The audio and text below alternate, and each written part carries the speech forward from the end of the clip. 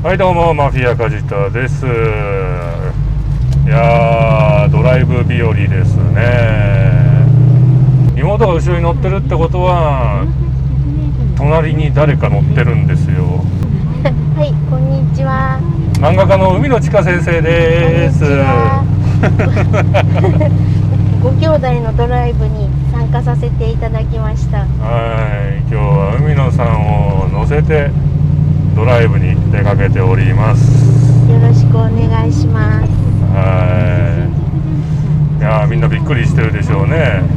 まさか俺の車に海の地下天帝が乗ってるなんて国の宝を何ちゅう車に乗せてんだと多分今コメント欄は大荒れだと思うんですけれどもね。こういう古い車ってやっぱ他ではあんま乗らないですか？これはでも私が昔運転してた車も、何十年前なんだろうな、12年落ちのゴルフに乗っていて、でも今の時代から12年前のゴルフじゃなくて、私が乗ってたゴルフは本当に多分あれ70年代とかのなんじゃないかな。当時12年落ちのゴルフってことは当時乗ってたのは80年代ですか？あ、そうかな。乗ってた頃は乗って80年代。た頃は80年代90年代だと思います。ってことは70年代のゴルフかな。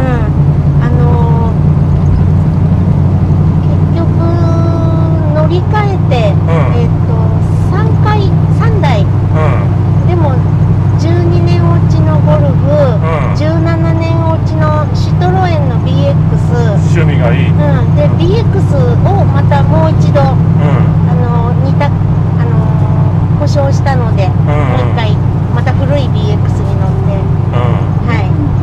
いました。じゃあ3台これまで車乗り継いだんですね。そうですね。でも70年代のシトロエンだったら、違う、ゴルフだったらこの車とほぼ変わらんすか？これ69年なんで、そうです。ほぼ同年代の車。すごい運転に苦手だったので、結局実家を出てしばらくして、諦めて、当時駐車場代もすごく高くて、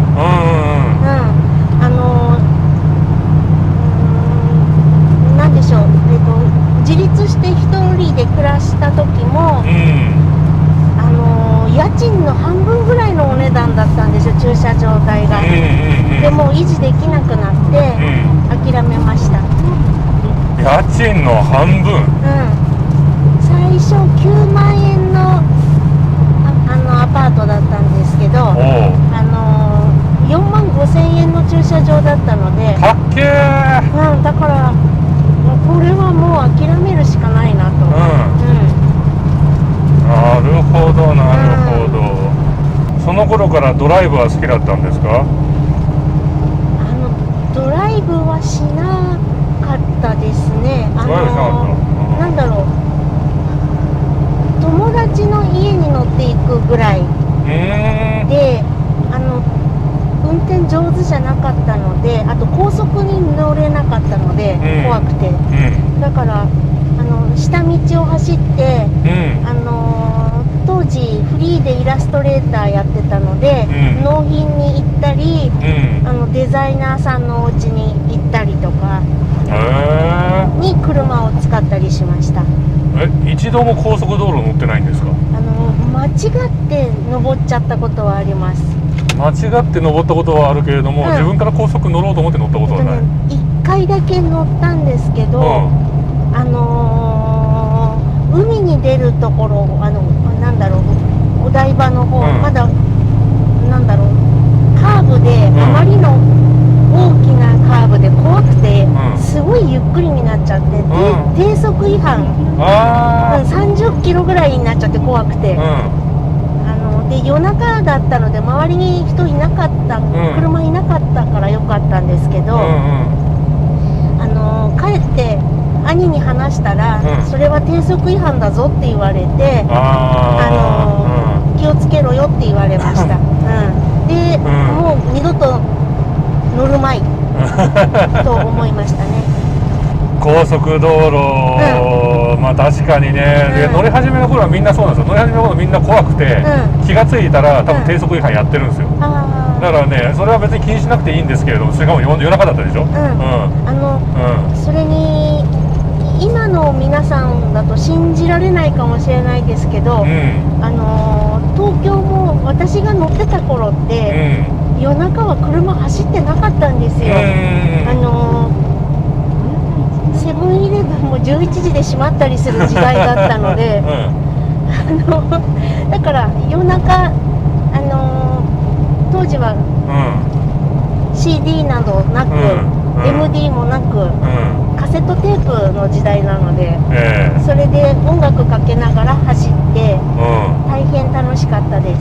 ああ、いいね。いや、ドライブしてるじゃないですか。それ夜中のドライブ。それ夜中に納品に行ったり。夜中納品か。でも絵描きが自分で描いて納品も自分で行くんですな。私宅急便を詰めたり、郵便を出したりがとても苦手なんですね。そしたらもう電車に乗って持ってった方が早いんです。切手を探して送り状を探して、包む紙を探してってやってると、何時間もかかっちゃうので、とてもできなくて。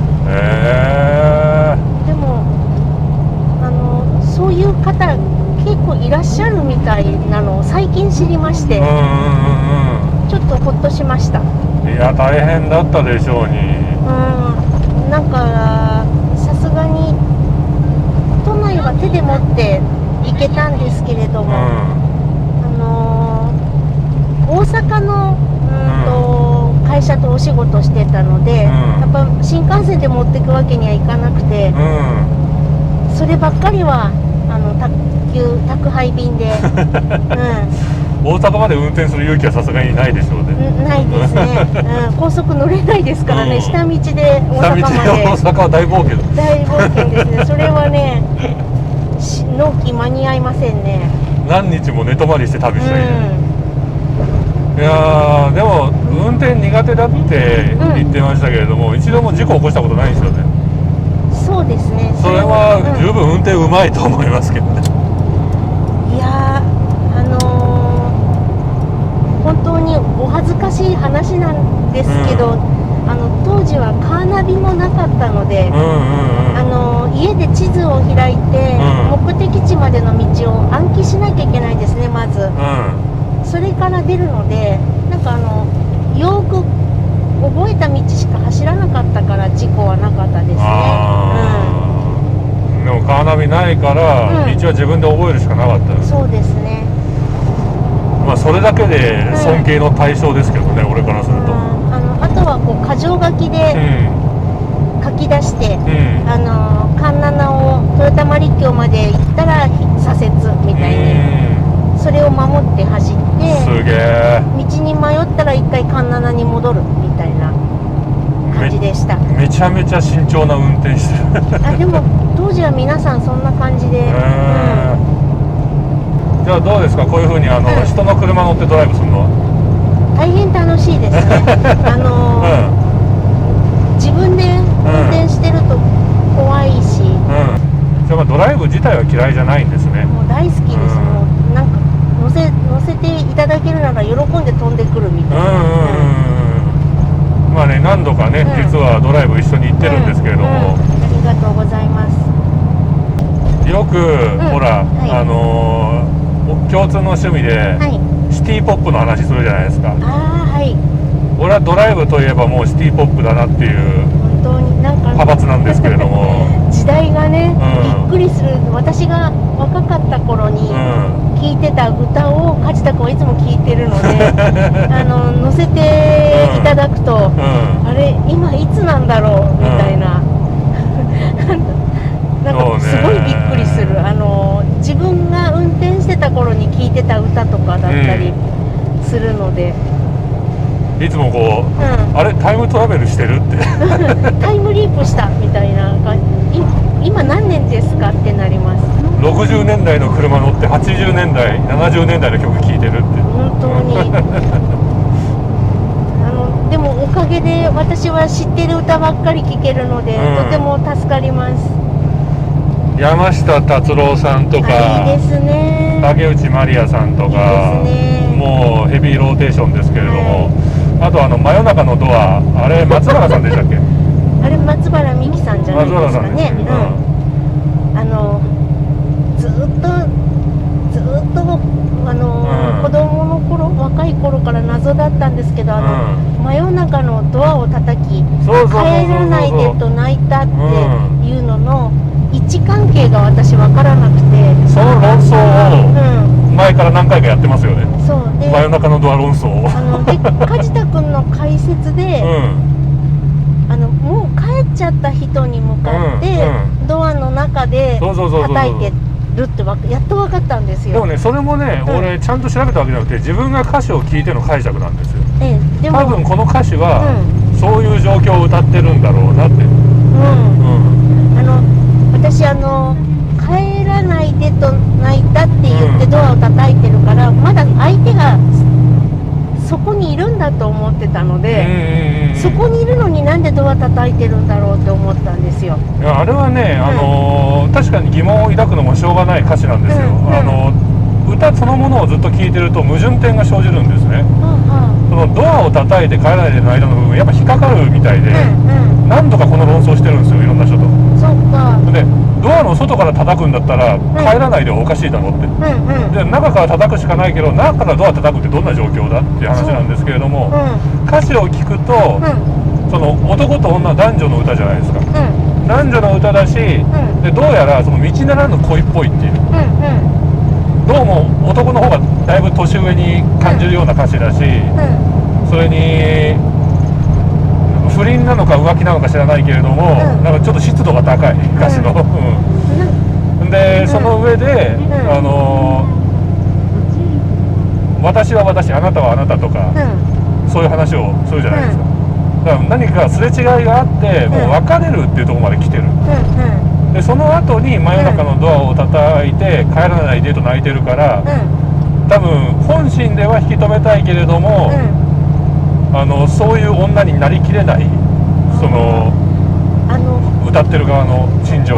私は、まだ室内にいる、男の人が室内にいるのに、女の人は玄関で男の人に背を向けてドアを叩いて帰らないでダンダンってやってるんだと思って、それは恐ろしいと、めちゃめちゃ怖い歌じゃないですか。なんと恐ろしいと思ってたんですよ。その解釈は初めて聞きました。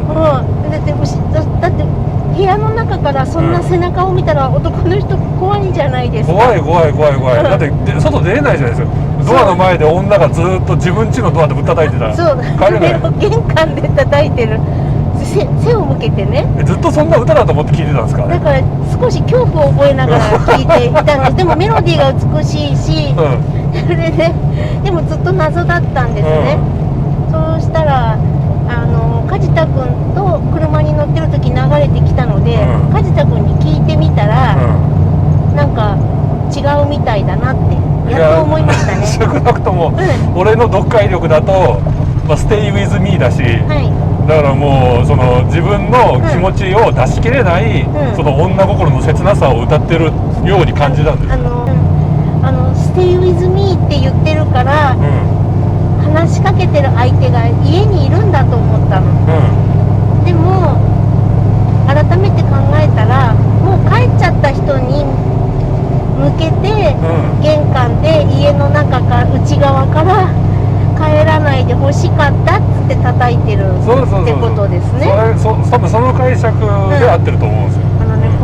この年齢になるまで、部屋の中にいる男の人に背を向けて玄関で戸を叩いてるのかなって思ってました。とんでもねえ怖さだ。怖いです。私ヤンデレですよそれ。なんでしょう、昔やっていたダウンタウンの番組の、キャシー塚本さんを思い出すような、怖い女の人、な感じコントみたいな状況のイメージしてました。あれなんか事故みたいですよ。ほら、右に発煙筒が焚かれてますね。発煙筒が点々と置かれています。俺高速道路ではい嗅ぐ発煙筒の匂いが大好きなんですよ。そんなボトムついてる急にそう、む言わせるというれてもか煙臭い発煙筒特有の匂いが匂ってくると、ああいい香りだなって。でも私発煙筒って匂いしますか？私え、発煙筒の匂いを感じたことがないんでございます。窓開けとけばよかった。匂いがするなんて知らなかった。なんかね、花火みたいな匂いですよ。私お線香の匂いは好きですけど、蚊取り線香も好きだし。でも発煙筒があったのに事故ないですね。こっちに移れっていう発煙筒だったんで、多分こっち側で何かあったんでしょうけど、もうどかされたんでしょう。じゃさっきパトカーがスーって通ってったんで。ずいぶん息の長い発煙筒ですね。あれ回収しなくていいんですか？危ない危ない。ずっと燃え続けて、燃え尽きた後に、どうやら警官がタイミング見てパカって拾って逃げるみたいな。それはそうですよね。燃えてる火の筒を車に乗せるわけにはね。危ない危ない。前ニュースで見たことあるんですよ。高速道路の落下物があった時は、おまわりさんがそばでなんかもう車の切れ目を狙ってタタタって取りに行く。旗持って待っていました。そうそうそう、見たことある。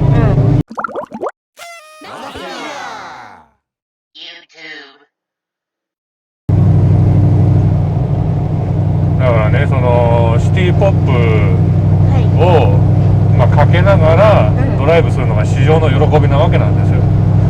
なんであんなにシティポップって車の運転に合うんだろうって思うんですけれども、夜車の中で聞くのを想定されてたような気もします。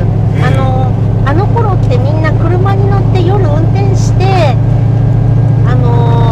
そういう時代でしたと、なんだろう、都内の人も、電車地下鉄発達しててもやっぱ車乗ってましたもん、みんな。なんか車を持ってることがステータスの時代だった。あと今より持ちやすかったと思います。駐車場のお値段とか。でもその当時にしても4万5千円とかでしょ。それはね、だいぶ最後の方ですね。最後の方。実家にいた頃は足立区だったのでそんなに高くなかったんですけど、家を出てしまったら維持できなくなりました。確かに、シティポップの歌詞って、車よく出てくるじゃないですか。そうなんですよ。夜ドライブして、なんだろう、そのシーンを歌ったもの多かったですしね。あと夜車飛ばして誰かに会いに行く歌とか、そういうのすごく多かった。とにかく夜中に車を飛ばして、女に会いに行くのがロマンチックだった時代なんですかね。まさにそんな時代でしたね。私は納品でしたけどね。かっこいいじゃないですか、仕事人でね。納品でね、自分で車飛ばして、その編集者のとこまで行く作家なんてハードボイルドっすよ、めちゃめちゃ。なんか私兄がすごい車が好きな人で、なんか兄の説明をずっといつも聞いてたら、車にやっぱり憧れるんですね。だって小学校の頃兄がなんかこうすごく嬉しそうに、当時はまだレコードだったんですけど、2枚組の LP を買ってきて、私に聴かせてくれたんですよ。もう2枚びっちり車のエンジン音だけ入ってるんですよ。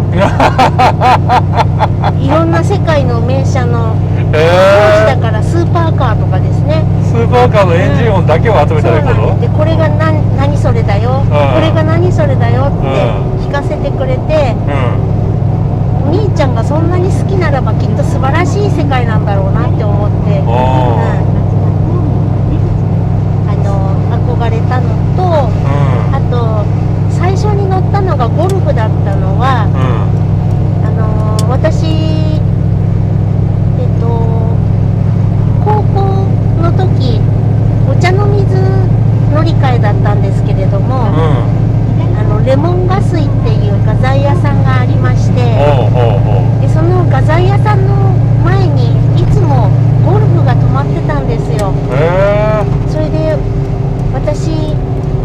車ってスポーツ、スーパーカーしかないんだと思ってたので、まだ、幼くておバカさんだったために、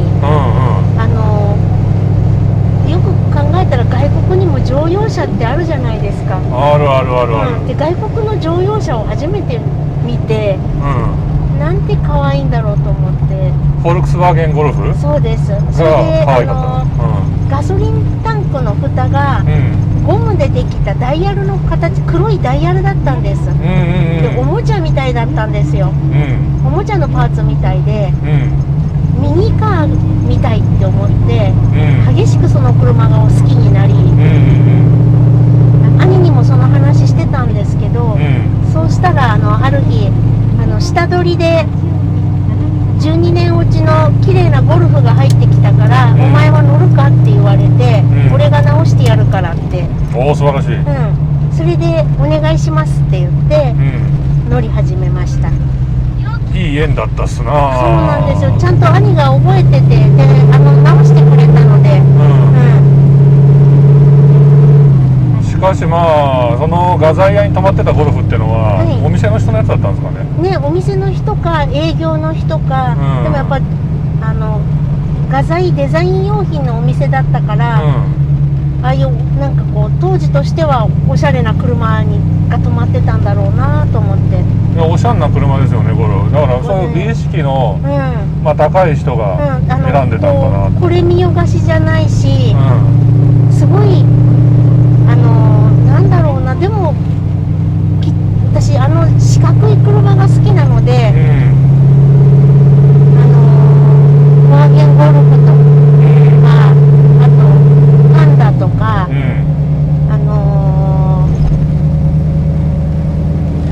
でも後で私が好きな車全部これとかこれとか素敵だと思うって兄に話したら、デザイナーさんがみんな同じだったんです。ああ、なるほど。ジュージアロさんのジュージアロデザインいいっすよね。それである時でも私日産マーチを見てかっこいいって思って、お兄ちゃんマーチかっこいいねこれって言ったら、それもジュージアロだよって言われて、なんか私多分その人の作る車が好きなんだなと思って。多分その、クリエイターとして通ずるものがあったんでしょうね、デザインに。なんか四角くって、なんだろうな、過不足ない感じの、とてもなんかね素敵だったんですよ。いすゞの117もジュージアロデザインでしたっけ？本当に素晴らしいですね。あれはカクカクはしてなくてトゥルッとしてるけど、もうあれはこれ以上ない可愛さがあります。俺は車が大好きでしてね。大好きですね。私も以前買おうとしたんですよ。梶田さんだとちょっと小さいですね。ところがね、当時の車だからやっぱ鉄板薄いから十分乗れるんですよ、広くて。そうなんだ。なんか俺乗ってみたら意外と乗れるなって。なるほど。びっくりした。そっか。そのうち買っちゃおっかな、117クーペ。海野さんも望むんだったらいや、私あれは最高に可愛い車だと思います。ちょっと憧れますね、あの頃の車には。でも12年落ちのゴルフなんてそりゃもうマニュアル車でしょうし大変だったでしょう。当時パワーステじゃなかったので、重捨てだ。縦列駐車とかすごい大変でした。最初に深呼吸してお腹に力入れてふんって回さないとダメでしたね。よくその細腕で運転しましたな。タイヤを回しながらでないとハンドル切れなくて、あと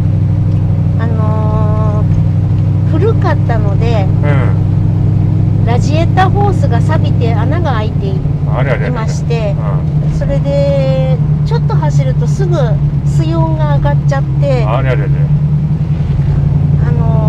そうすると止まっちゃうので、ところどころ公園が見えたら止まって、冷まして、でラジエータータンクに水を継ぎ足して、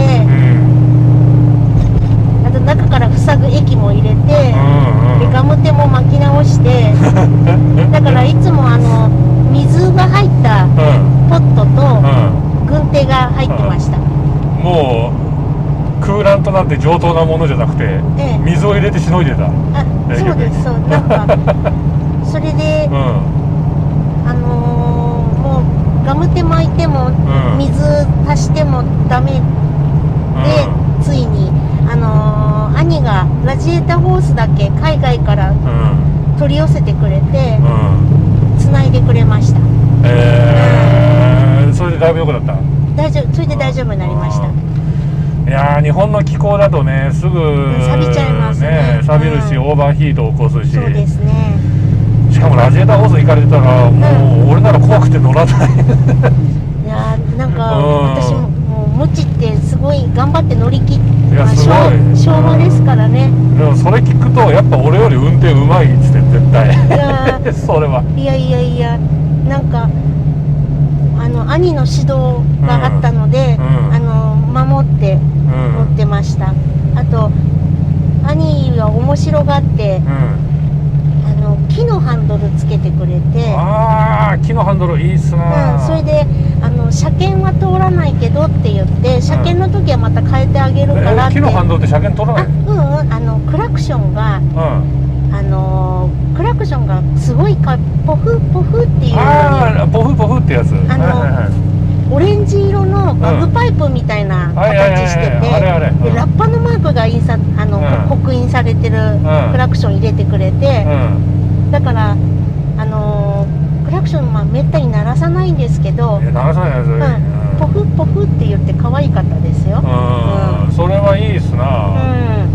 実にチャーミングな車、自分の車って感じがするし、写真とか撮んなかったんですか、当時自分の車の。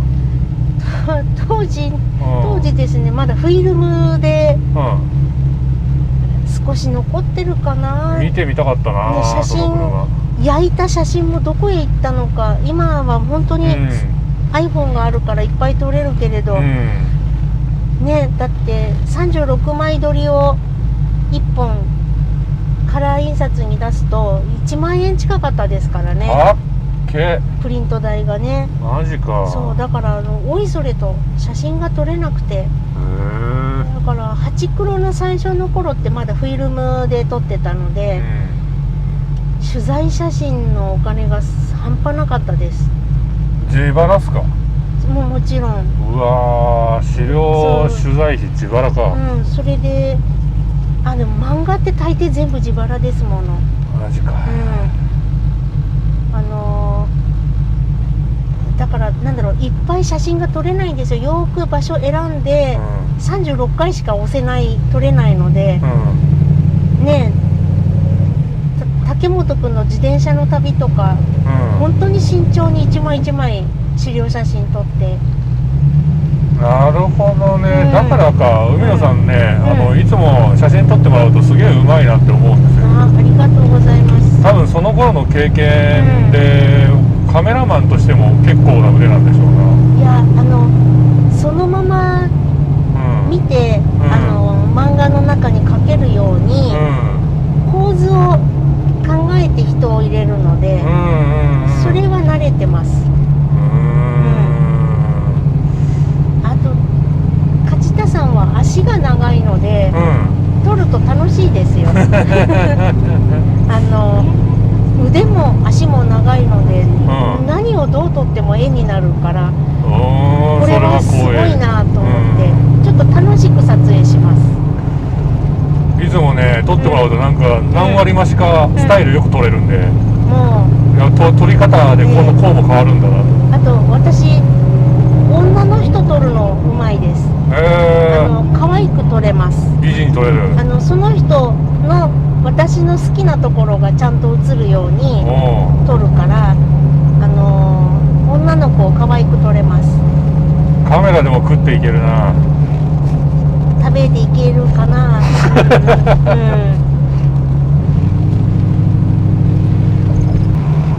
はい、じゃあそろそろね、目的地に到着しそうです。